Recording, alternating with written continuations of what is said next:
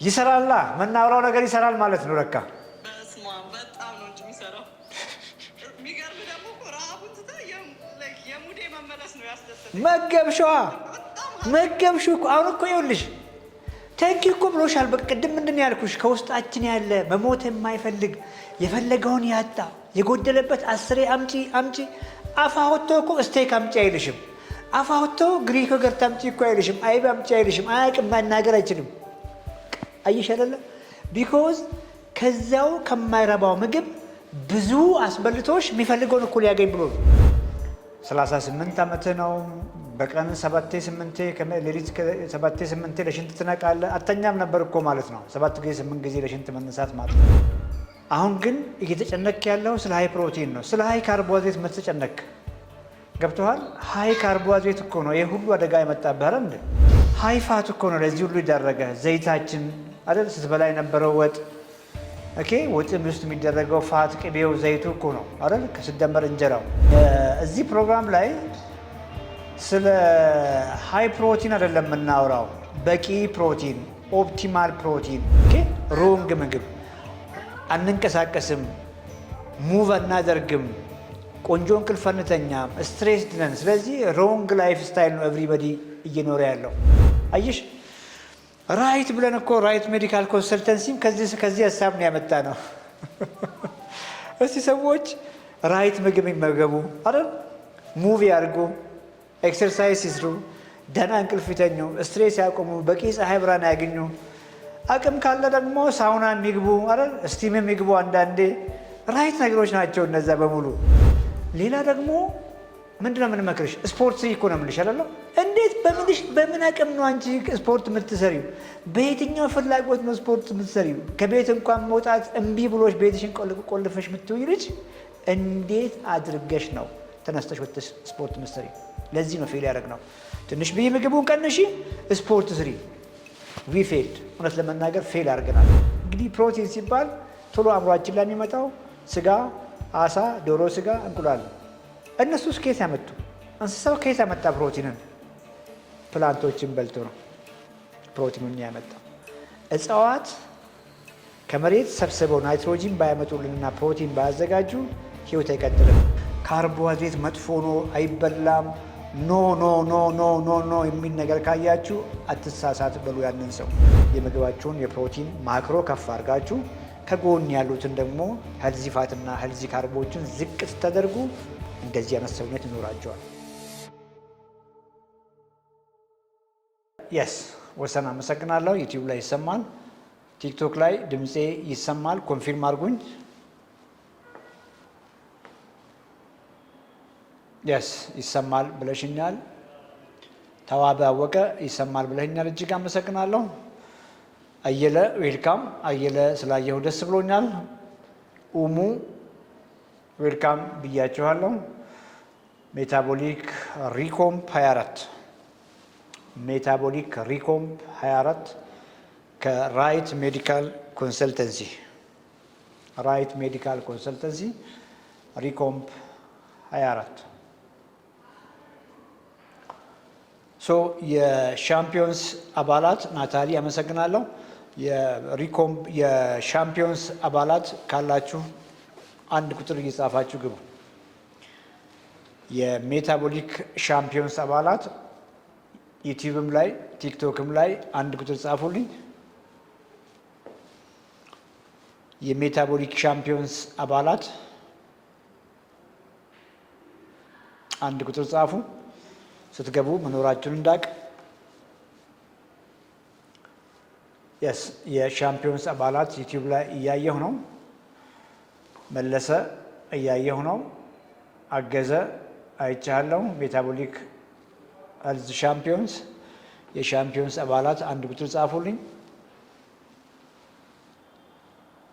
ሶ ሜታቦሊክ ሄልዝ ሻምፒዮንስ ሜታቦሊካሊ ሬዚሊያንት የሆኑ ካለባቸው የሜታቦሊክ ኢሹዎች በትክክለኛ መንገድ ሰውነታቸውን እየመገቡ ሪኮምፕ ያደረጉ ሰዎች ናቸው ሪኮምፕ ፋት የነበረባቸው ጠግበው እየበሉ ከፋት ውጭ ያለ ሰውነታቸውን በደንብ እየመገቡ ከፋት የተገላገሉ ኳሊቲ ዌይት ሎስ ያደረጉ ኳሊቲ ፋት ሎስ ውስጥ ያደረጉ ማለት ነው። ፋቲ ሊቨር ነበረባቸው። ፋቲ ሊቨሩንም ለመቀልበስ ራይት ዌይ እየበሉ ጠግበው እየበሉ ኳሊቲ ካርብ እየበሉ ኳሊቲ ፋት እየበሉ ኳሊቲ ፕሮቲኖችን ጠግበው እየተመገቡ ሪኮምፕ ያደረጉ ከፋቲ ሊቨር የተገላገሉ አት ዘ ሴም ታይም ከስኳር የተገላገሉ አት ዘ ሴም ታይም ከሃይ ብለድ ፕሬሸር የተገላገሉ ዲስሊፒዲሚያን የተገላገሉ ጎበዝ ሰዎች የተሰባሰቡበት ፕላትፎርም ነው ዋትስአፕ ላይ። እንግዲህ ዋትስአፕ ላይ 1000 በላይ ሆኑ። 1000 በላይ ሆነናል። 1024 ሰዎች ሆንና ፕላትፎርሙ ከዚያ በላይ መቀበል ማይችል ሆነ። ስለዚህ አይ ቲንክ መቅደስ ያወራቻችሁ ይመስለኛል። የሻምፒዮንስ አባላት ለመቅደስ ወይም ደግሞ ለዋትስአፕ ላይ ክሊያንት መሆናችሁን የሚያረጋግጥ የተመዘገባችሁበትን ስልክ ቁጥር ላኩላቸው። እንግዲህ የሻምፒዮንስ አባላት 1024 በላይ ሆነ። ከዚያ በላይ መቀበል ስለማይችል በቴሌግራም ላይ ከፍ ያሉ ሰዎችን ለመቀበል እንዲመቸን ሌላ ፕላትፎርም በቴሌግራም ላይ ሙቭ ማድረግ ክሬት ማድረግና ወደዛ መሄድ ግድ ሆኖ ተገኝቷል። ሶ በዚህ ምክንያት ወይ ግሩፑ ላይ ስልካችሁን እያስቀመጣችሁ መቅደስን ኮሚኒኬት አድርጓት። ፍቅር ካለሽ ግቢ። ዳጊ ይሰማሃል? አዎ ይሰማኛል። ስለመጣህ አመሰግናለሁ። ታውቀዋለህ ፕሮግራሙን? አዎ በደንብ ነው የማውቀው ዶክተር። ጎበዝ። ራስን አስታውቅ።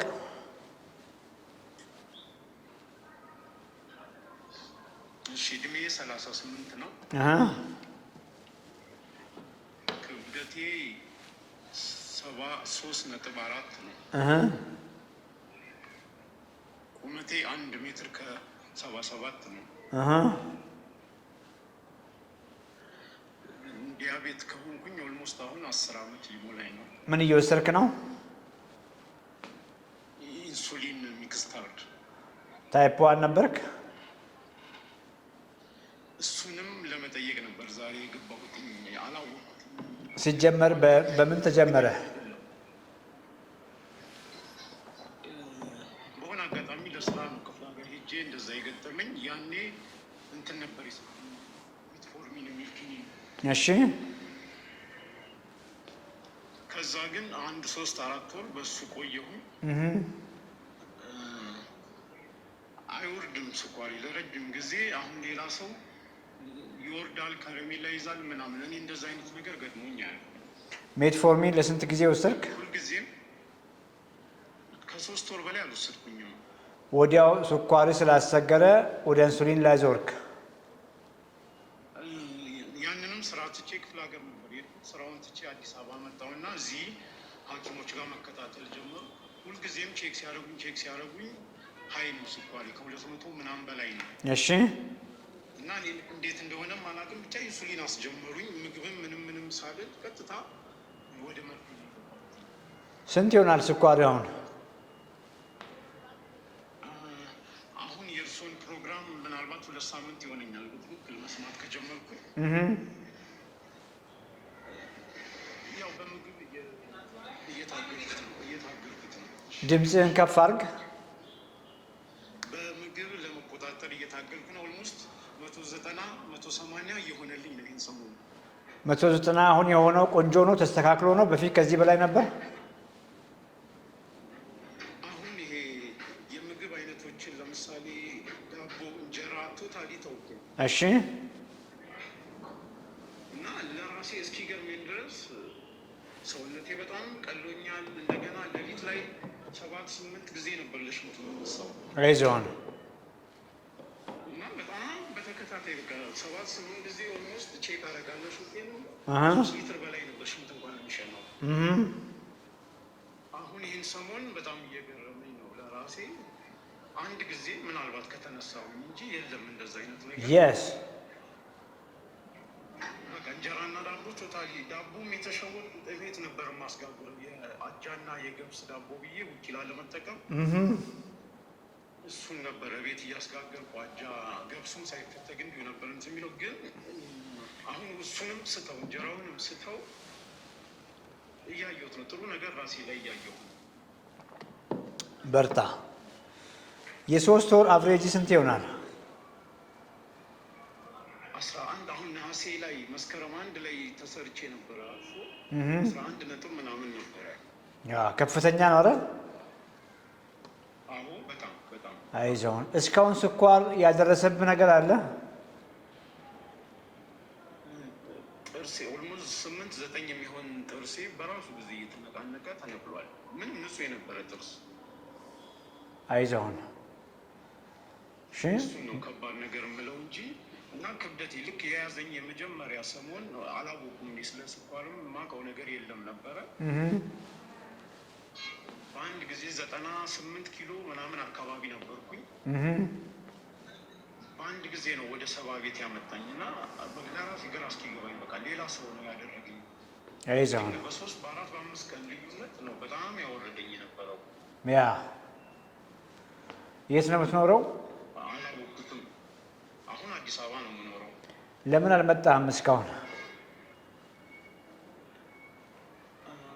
ረጅም ጊዜ በዚሁ ኬዝ ስራም ፈትቻለሁ ምናምን የራሴ ከባባድ ኬዞች ስላሉ የሳንቲም ሹም ስላለ እንትን ማለት አልፈለኩኝም። ለምን ኮሚኒኬት አላረከኝም? ያው ማለት አላውቅም ያለውን ነገር ግን በነፃ እንደዚህ አድርጉልኝ ማለት ስለምፈራ እንትን አለ ነው። ድንገት አጋጣሚ ሲሪየስ ነዋ። ይሄ እኮ በጣም ይኸውልህ፣ አሁን በእንደዚህ አይነት ነገር ነፃ መጠየቅ የሚከብድበት ሲቹዌሽን አለ አውቃለሁ። ግን ይሄ እስካሁን እንኳን የነገርከኝ ታሪክ በጣም በህይወትህ እኮ የመጣ ከፍተኛ ችግር ነው አይደለ? 38 ዓመትህ ነው። በቀን 7-8 ሌሊት 7-8 ለሽንት ትነቃለህ። አተኛም ነበር እኮ ማለት ነው። 7 ጊዜ 8 ጊዜ ለሽንት መነሳት ማለት ነው። ለዛውም እንትን የሽንት ታይፕ ራሱ ወፍራም ነው፣ በጣም ወፍራም ሽንት ነው። ያስ ኤኒዌይ ሽንቴም ከለሩ ተቀይሯል። እንደገና በጣም አንድ ጊዜ እሷንም በጣም ትንሽ አማውንት ነው የሚወጣው እንጂ እንደዚህ መመላለሱ ቀርቷል። ኤኒዌይ 3 ቀን ነው ከጀመርኩኝ የእርሱን ፕሮግራም እያየሁ ይሄ እንጀራ ዳቦ ተውኩኝ። እዛ ላይ አሁን አንድ ጥያቄ እንዲያውም የምፈራው ፕሮቲን ኩላሊቴንም ያለበትን ደረጃ አላውቅም። በእርግጥ ሰላም ነኝ እስካሁን ምንም ችግር የለብኝም። ግን እንደዚህ ሀይ ፕሮቲን የሆኑ ነገሮች ደጋግሜ ስበላ ከፕሮግራሙ እንዳየሁትኝ ሌላ ኢሹ ሊልብኝ ይችላል ወይስ በጀመርኩት መንገድ 1 ወር 2 ወር ላይ ምን ይመክሩኛል? ወይል እንግዲህ አይተሃል። የምትበላው መጠን ሀይ ይሁን ሞዴሬት ይሁን ሎ ይሁን አላውቅም። ኦኬ። ግን ማንም ሰው ሀይ ፕሮቲን መብላት ከባድ ነው። በተለይ ከሪል ምግቦች ከነ ስጋ ከነ አሳ ከነ ዶሮ ስጋ ከፍተኛ ፕሮቲን መብላት ከባድ ነው። እንግዲህ አስበው፣ ክትፎ በልተ ጨርሰ ጠግበ ሌላ ጣባ ክትፎ አምጥቼ ፊት ለፊት ባስቀምጥ አትነካውም። አየህ አይደለ? ገብቶሃል? ኦቨር ልንበላ አንችልም ነው እያልኩ ያለሁት። ግልጽ እኮ ነው። 2 ሳምንት የበላቸውን ምግቦች ራስህ ነገርከን። አሁን ግን እየተጨነቅ ያለው ስለ ሀይ ፕሮቲን ነው። ስለ ሀይ ካርቦሃይድሬት መተጨነቅ ገብቶሃል? ሀይ ካርቦሃይድሬት እኮ ነው ይህ ሁሉ አደጋ የመጣብህ እንደ አይደል?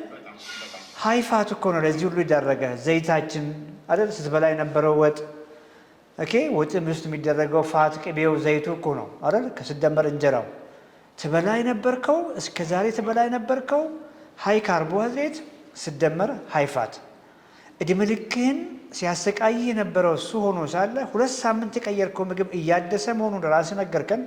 ስኳሪ ደህና መሆኑን ራስህ ነገርከን። እንዴት አድርገው ነው ታዲያ በሌላ መልክ ሊጎዳህ የሚችለው የሚያድስ ምግብ? ገባህ አይደለ? ግራ አንጋባ። ለመናገር ዶክተር ይቅርታ ካቋረጥኩት እንጂ እይታዬ አሁን ብዙ ነበር የሚልብኝ በፊት ከቤት ሁሉ ስወጣ። የስ አሁን እይታዬ ንጹህ ነው፣ በደንብ ክሊር ነው የማየው። መንገድ ላይ ሰውነቴ ቀሎኝ ነው የሚሄደው ለራሴ እስኪገርመኝ ድረስ። የስ ቀሎኝ ነው በቃ የሚሄደው። በፊት የሆነ ሌላ ነገር ተሸክሜ እንደሚሄድ ነው የሚሰማኝ። ድክም ነው የምለው። ጠዋትም ለመነሳት ትግል ነው የሚሆንብኝ የነበረው። የስ አልኩ እኮ ምን እያልኩ ነው? ሰውነታችንን ከሰማነው ሁሉን ነገር ይነግረናል። አየህ አሁን እየዳንክ ስለመጣህ ነው በፊት የነበርክበት ህይወት ከባድ እንደነበረ ኖቲስ እያረክ ያለው አይደለ?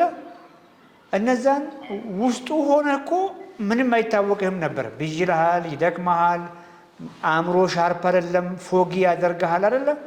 እንቅልፍ ጥሩ አልነበረም። ስለዚህ ውስጡ ስለሆንክ የዛኔ አይታወቅህም ነበር ነው እያልኩ ያለሁት። አሁን መዳን ስትጀምር እኮ ነው ለካ ታምሜ ነበር የሚያስብል ለውጥ ያየኸው። ስለዚህ እዚህ ፕሮግራም ላይ ስለ ሃይ ፕሮቲን አይደለም የምናወራው፣ በቂ ፕሮቲን፣ ኦፕቲማል ፕሮቲን እኛ ጋር ስትመጣ ትመጣለህ። ባይዘዌ ጊቭአዌይስ እንሰጣለን። ይኸው ቃል ገብቼልሃለሁ። ማን አለ እዚህ ላይ? ደሊና አለች ይመስለኛል። አንዳቸውን ፎሎ አድርግ። ደሊና የምትባል ልጅ አለች። አሁን ኮመንት ላይ ስልኳን ታስቀምጣለች። ደሊናን ኮሚኒኬት አድርጋት። ቀጥታ ኦፊስ ትመጣለህ። የሚቀርብ ኦፊስ ወይ ገርጂ ወይ ቦሌ ትመጣለህ። ቦሌ ዴች ገዳ እስከ መጨረሻው ድረስ ፎሎ አፕ እናደርግልሃለን። ግራ መጋባት አያስፈልግም። ባይሆን የዚህ ፕሮግራም ዓላማ ቅድም ብያለሁ፣ ሰዎች በቂ ኦፕቲማል አዱኬት ገብቷል። በቂ የሆነ ፕሮቲን እንዲመገቡ፣ ኳሊቲ ፕሮቲን እንዲመገቡ። ሰዎች ከፍተኛ ሃይ ካርቦሃይድሬት ላይ ነው ኤቭሪባዲ የኖረው እንደምታውቀው። ያ ሃይ ካርቦሃይድሬት ምግብ ዋጋ እያስከፈለን ስለሆነ እሱም አንድ መጠኑ ዝቅ ይበል። ማውራው ይህንን ነው፣ መጠኑ ዝቅ ይበል። እንደገና ደግሞ ኳሊቲ ካርቦሃይድሬቶችን እንብላ። ምግባችን ሃይ ፋት ነው፣ ከፍተኛ ፋት ያለው ምግብ ነው እየበላን ያለ ነው። የፋቱን መጠንም ዝቅ እናድርግ። ምን በላው ፋትም ደግሞ አይነቱ ኳሊቲ ይሁን። ፕሮቲን ዝቅ ያለ ነው እየበላን ይኖር ነውና እሱን መጠኑን ከፍ እናድርግ። ሃይ ፕሮቲን አይደለም፣ ከነበረበት ዝቅታ ተቀብሮ የነበረውን የፕሮቲን መጠን ከፍና በቂ እናድርግ። ፕላስ ደግሞ የፕሮቲኑም ኳሊቲ ቆንጆ ይሁን። ኳሊቲ ፕሮቲን፣ ኳሊቲ ካርብ፣ ኳሊቲ ፋት። ይሄንን ነው የማደርግ። ምን እያልኩ መሰለ? እኔ ጋር የምትመጣው ስለ ስኳር ብለህ ሳይሆን ሰውነት በቀን ማግኘት ያለበት ራይት ባላንስ የሆነ ማክሮ ምንድን እሱ ነው ማስተምርህ። ያን በበቂ ሁኔታ እየበላ ስትሄድ ሰውነት እየተመገበ ሲመጣ ሰውነት በጣም ኢምፕሩቭ ሲያደርግ በዚያ ሂደት መሀል ነው ስኳር እየተሻሻለ የሚሄደው። ይሄን ደግሞ አንተም አይተሃል። ጎበዝ። ዛሬ ምን በላ? ዛሬ ጠዋት ላይ እርጎ በኩከምበር የሚባል ድምፅህን ከፍ አድርግ።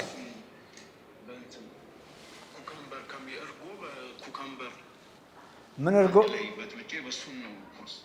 እርጎ ግሪክ ዮገርት ነው። እሱን አሁን ታይፕ ማግኘት አልቻልኩም። ብራንዱን ሌላ ብራንድ ሾላ የሚል እርጎ ነው ያገኘሁት። እሺ ከመንጋ የተለያዩ ቅመማ ቅመሞች አድርጌ የጥቁር አዝሙድ ምናምን የተፈጩ ነገሮች አድርጌበት ኩከምበር፣ የተፈጨ ኩከምበር እሱን አድርጌ ነው እሱ የበላሁት። በቃ ቁርስህን የበላኸው? ከዛ በኋላ 2 እንቁላል ስላይስ የተቀቀለ እንቁላል፣ ከዛ 1 ኩባያ የተቀቀለ ምስር፣ ድፍን ምስር እና ብሮኮሊ እና አበባ ጎመን ደግሞ በአንድ ሳይድ አድርጌ ነው የበላሁት። ጎበዝ። እሺ ቁርስ ነው ይሄ። ምሳስ? ምሳ ደግሞ ጎመን በስጋ 1 ሳህን። ስጋው ምን ያክላል?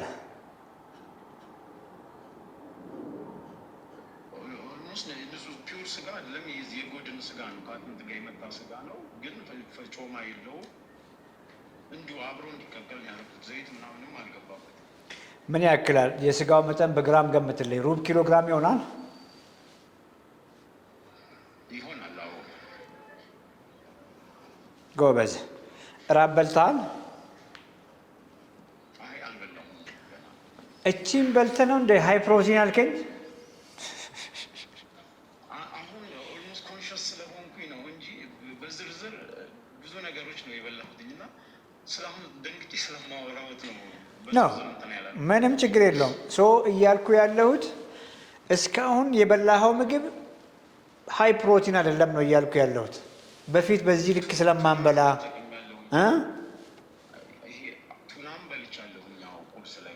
ምንም ችግር የለውም። ዘይቱን በደንብ ደፍታል ከውስጡ።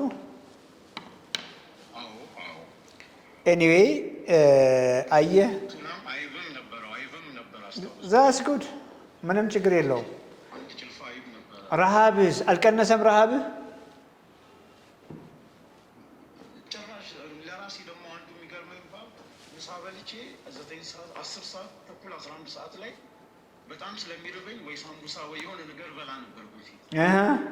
አሁን ምሳ ከበላሁ በኋላ ኦልሞስት እስከ 1 ሰዓት ድረስ ምንም ኖርማል ነው። የስ የረሃብ ስሜት የለም። የስ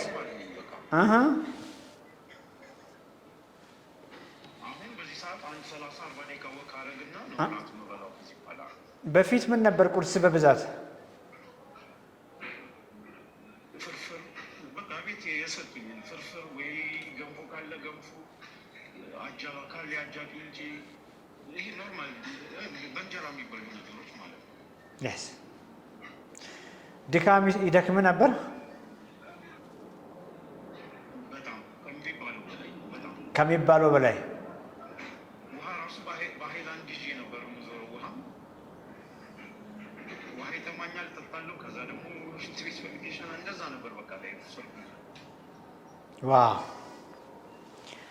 ዋው በርታ። እሺ እናግዛለን። ቅድም እንዳልኩ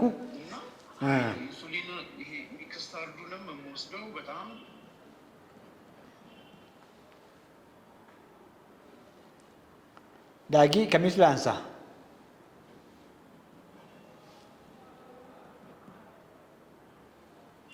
ሚት ላይ ነው ዳጊ።